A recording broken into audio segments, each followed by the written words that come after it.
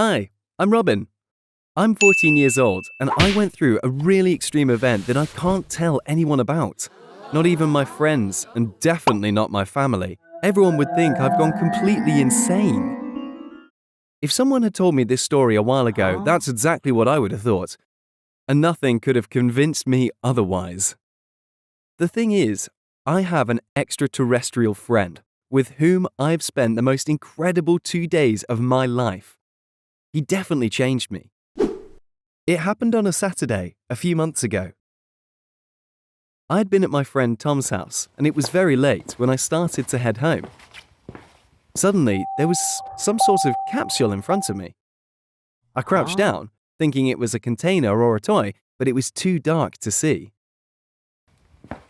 I pocketed it out of curiosity and planned to take a closer look the next morning. Once home, I carelessly placed the capsule on a chair along with my jacket and went to sleep. That night, I had absolutely confusing dreams in which a strange being with a large eye appeared. It had a gelatinous body and some sort of antennae. In the dream, I thought the weird thing with its slimy body was pretty creepy and gross. When my parents left to play tennis on Sunday morning, I was still sitting at the table when I suddenly noticed something in the corner of my eye.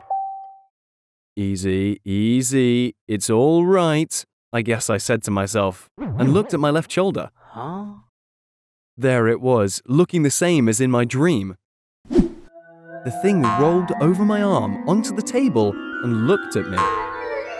Don't panic now, I thought in panic, and calm down, calm down. I'm your friend, I heard inside me, vibrating strangely. It's not me at all, it's you saying that, isn't it? I asked. Again, I heard that vibrating voice inside me saying, yes, you were incredibly quick to realize this for a human. Who are you? I asked out loud. I'm sorry, I heard the voice inside me. I don't mean to be arrogant. Please don't be afraid. No, I'm not. But who are you? What are you doing here? What is this all about? I said, somewhat confused. Would you stop talking? The little thing asked me. I understand you anyway. Your thoughts and speech are getting pretty confusing, which makes it hard for me to understand it all. Unbelievable, I thought. But it was all so completely crazy. I didn't wonder at all. I tried, but believe me, it's hard to control your thoughts. I'm from a galaxy not too far away, but you humans may not know that yet. Anyway, I was here several centuries ago, and now I want to find out how far you have evolved. I am what is called a scientist, or an explorer. I have no name or gender, but call me Ammo. A little reference to amorphous. That suits my form better, I think. Ammo asked me to lead him to our knowledge. He was astonished when I sat him down in front of my laptop. The last time he visited our planet, he said he was at the National Library of France in Paris. And he'd been studying us humans for over 2 years. He made me promise not to talk to anyone about him until he left. Then I could decide for myself, but he would advise against it, he said.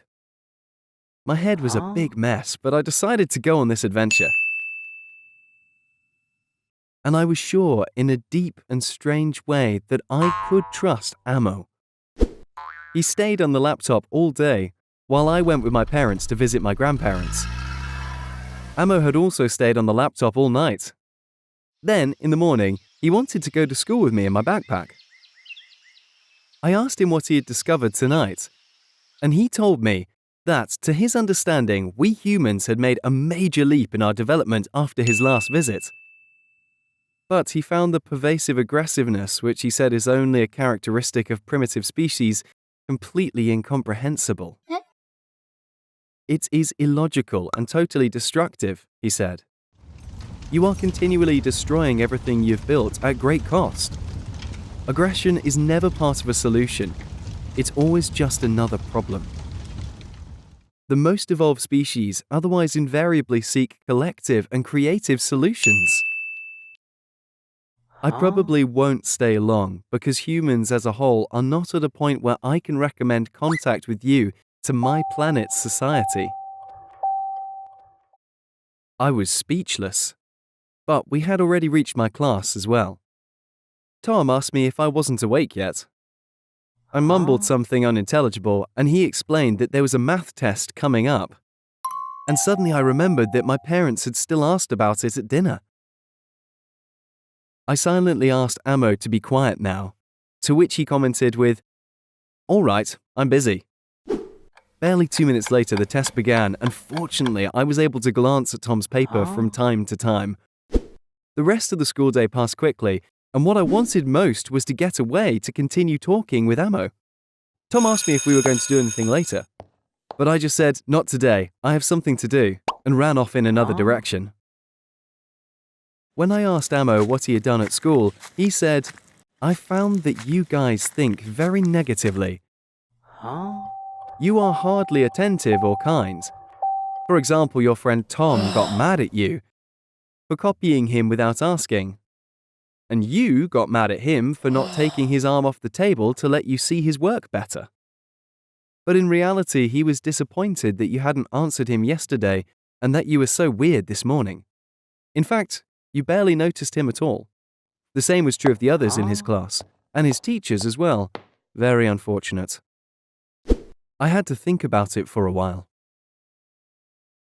When I got home, luckily no one was around, and I was finally able to ask Amo about his world. He began to tell me, every night we form protective nets with our bodies over our energy sources until it is daylight again, so that they do not freeze. The cold does not harm ourselves, but without the sources we would have to leave. Long ago, we struggled with this task, argued, and often did not get it right. Many of us suffered for it. At some point in our evolution, we understood that we could also use this task and learn to make the most of it. Today, we love these nights more than anything. We resonate together and become one mind and one body. Similar to how a sponge works on Earth. For hours, I listened to him attentively. When I heard my parents coming home, I quickly took Amo to my room to get the laptop. I told them that after dinner I was going to go to Tom's house, do something for school and stuff. Amo was already leaving that night, and I wanted to spend time with him and still had a tremendous amount of questions. So after dinner I packed my backpack with Amo and the capsule and went to the park. I asked him what I could do and if he would be back. "Yes," he said. "In about 200 years, I'll stop by again. Maybe I'll run into one of your descendants. That would be nice." You ask what you can do to solve your problems. Be just a person who is as good as he can be with all his might, no more, no less. Control your thoughts, and action will come automatically. Believe me, it's a big undertaking, and you'll have your hands full trying to carry it out. We talked about a lot of other things. But around midnight, he said goodbye, got into his capsule, and flew away. I thought about telling Tom that about Amo for a while, but decided against it. I thought a lot about honesty and what and how I would like to be and become. I talked to him about it and asked him about his ideas. At first, he thought it was strange and that I had changed. But after a while, he told me, "You used to be inconsiderate and more interested in yourself. Still, you've been my best friend since the first grade. But lately, I think you're really good." We had to laugh. I wish I could meet Amo again because I still have so many questions. In any case, it was the most exciting 2 days of my life, and I will never forget them. Thank you for watching and listening to my story. You can find other exciting stories on this channel. Hi everyone, I'm Agnes. I have a miraculous condition that is seen only in very few people in the world.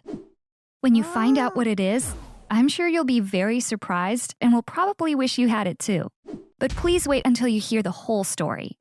I'm sure you're going to change your mind because, as you will soon see, this is in no way a precious gift bestowed on me. It's definitely a curse. Before starting elementary school, I was always at home. My mom wouldn't let me go to preschool or kindergarten. I really wanted to go to kindergarten because my cousin Casey was going. And I wanted to be just like her. But no matter how much I begged her, my mom wouldn't let me. I rarely saw my dad because he was traveling for work all the time. He was home for only a few days a month. One time when he was home, I asked him, "Dad, why can't I go to kindergarten like Casey? Will you talk to Mom? I really want to go." My dad shrugged. "I told your mother many times, but she won't listen. She says you'll go to elementary school. Your mother is the most stubborn person in the world. I'm sorry, but there's nothing I can do about it." My dad was my last hope, but when he also told me that I couldn't go to kindergarten, I started crying. My mom was making dinner in the kitchen. She ran over to me when she heard me crying. She grabbed my hand and took me to my room. Then she said, "Agnes, dear, please don't cry when your father's here." She always used to tell me this. I was so little. I couldn't think of asking my mom, "Why do you not want me to cry when my father's around?" I was able to find out the reason many years later. Thankfully, my mom kept her promise when it came time for me to start school. Of course, she wanted me to start my education, too. But on the first day, she told me over and over, "No matter what happens, don't ever cry at school. It's very important. Do you understand, Agnes?" Even though I said, "Yes, Mommy," every time, she kept telling me the same thing every day. When I would come home from school, she would ask, "Honey, did you cry at school?" In the morning, as she was dropping me off, she'd say, "No crying at school, no matter what happens." My mom's obsession with my crying at school continued for years. When I was a little older, I tried asking her why she was so concerned about it. Mom would say, "You're too young. I will explain it to you when you are a little older," and wouldn't say anything else. Back then, I had a crush on a boy at school named Brody. I thought he also liked me because he would do all kinds of things to try to get my attention. One day, he was doing skateboard tricks in the schoolyard to impress me. At the same time, he was looking at me and checking to see if I was watching him. All of a sudden, his skateboard flew out from under his feet, and he fell really badly. I ran over to him right away. He was in so much pain that he started crying, not caring that I was standing next to him. He was sobbing uncontrollably. That moment, I noticed that liquid was coming out of his eyes and running down his cheeks. I was really surprised to see this because that's not what happens when I cry. I couldn't help myself and even touched his tear with the tip of my finger. Brody thought I was showing him affection and started crying more easily. And thanks to this, I was able to take a closer look at the liquid coming out of his eyes. You must be wondering why I was so surprised. Because when I cried, instead of liquid, I had small glass-like particles coming out of my eyes. Until then, I had never seen someone crying up close. That's why the liquid coming out of Brody's eyes had really surprised me. When I got back home, my mom asked me her usual question, "Did you cry at school?" I said to her, "No, I didn't, but a friend of mine did," and told her about what happened. There were lots of questions in my mind. Was it Brody who cried in a strange way, or was it me? Did other people also have liquid coming out of their eyes, or did they have the small particles like me? I wanted to know which one of us was normal. My mom took a deep breath. Then she said, "Agnes, what I'm about to tell you will need to stay as our secret. You can't tell this to anyone, including your father." She started explaining that, first off, that liquid is called a tear, and told me that normally when people cry, salt water or tears come out of their eyes. But because I was a special kid, I cried differently. Then she added, "There's something else that is important for you to know. What comes out of your eyes is not glass, it's diamonds."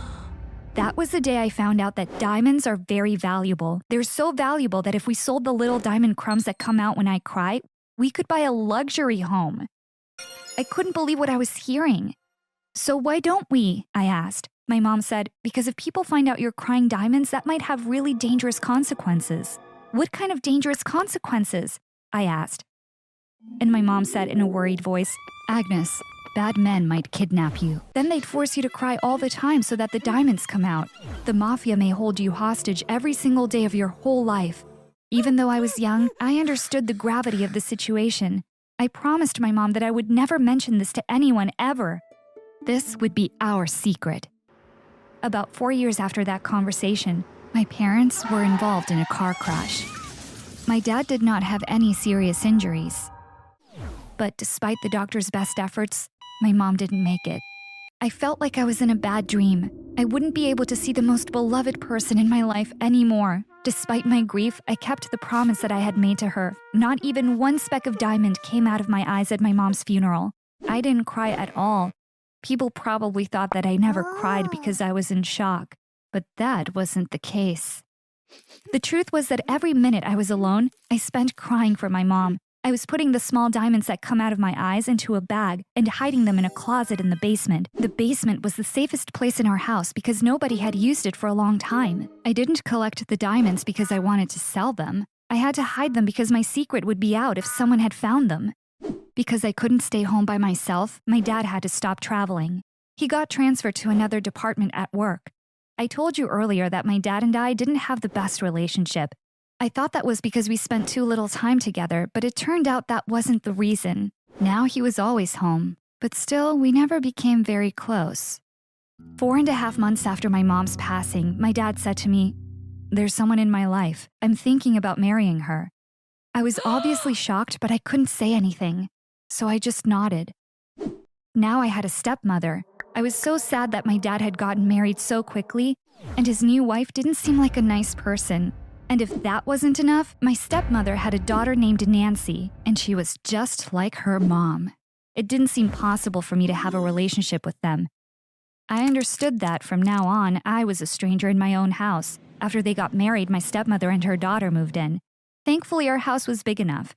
I didn't have to share a room with Nancy. She got her own room, but little Miss Nancy didn't like her room.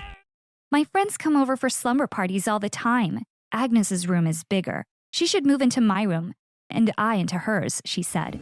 My dad came to tell me this. Nancy is younger than you. Let's not upset her, he said. I couldn't help it and told him what I really thought of both Nancy and her mom. I also said to him, if my mom is watching us right now, I'm sure she's very upset that you've gotten married so quickly. My dad's face turned red and he screamed, "You're switching rooms with Nancy tomorrow. From now on, you will eat your dinner in your room. I don't want to see your face for a long time." That day, I cried in my room for hours. Naturally, a lot of tiny diamonds came out of my eyes. They were all over the place as I was stomping on the floor with anger. When I woke up in the morning, I picked them up one by one and put them in small plastic bags. That afternoon, Nancy and I switched rooms. I had carefully picked up all the diamonds that had fallen around while I was crying. But unfortunately, I did the stupidest thing and left one of the bags under the bed. When Nancy found the plastic bag, she took it to her mom. Her mom figured out right away that the bag was full of diamonds. But still, she wanted to make sure by showing them to a jeweler she knew. When the man confirmed it, my stepmother told my dad about what happened. Nancy came to my room and told me my dad wanted to see me. I had no idea what had happened, but I still felt that something wasn't quite right. When I walked into the living room and saw the little bag full of diamonds, I was so shocked. My dad asked me, "Agnes, where did you find these?" I couldn't answer at first. I started rambling incoherently. My dad said, "There's a fortune in that bag. I'm asking you again, where did you find these diamonds?" I was never able to lie to anyone's face in my whole life, and now I was going to tell the truth again. "Dad, they come out of my eyes when I cry," I said. My stepmother and Nancy burst out laughing. My stepmother said, "Did you say your eyes? Couldn't you make up a better lie? This is the worst lie I have ever heard in my life." I told them it wasn't a lie, but they didn't believe me. My dad said, "Agnes, you're embarrassing me. Tell us the truth now." "I am telling the truth," I screamed and started crying. Of course, tiny diamonds started coming out of my eyes as I cried. My dad, my stepmother, and Nancy were staring at me astonished. After witnessing this scene, they were finally convinced I was telling the truth. As you might guess, my life completely changed after that day. I went through things that you can't even imagine. You won't believe the things my stepmother did to me after learning about my condition. However, I'll have to tell you about that in another video because we're out of time. If you'd like to hear the rest of my story, please let me know in the comments. I'll get that second video ready in no time. See you later. Bye.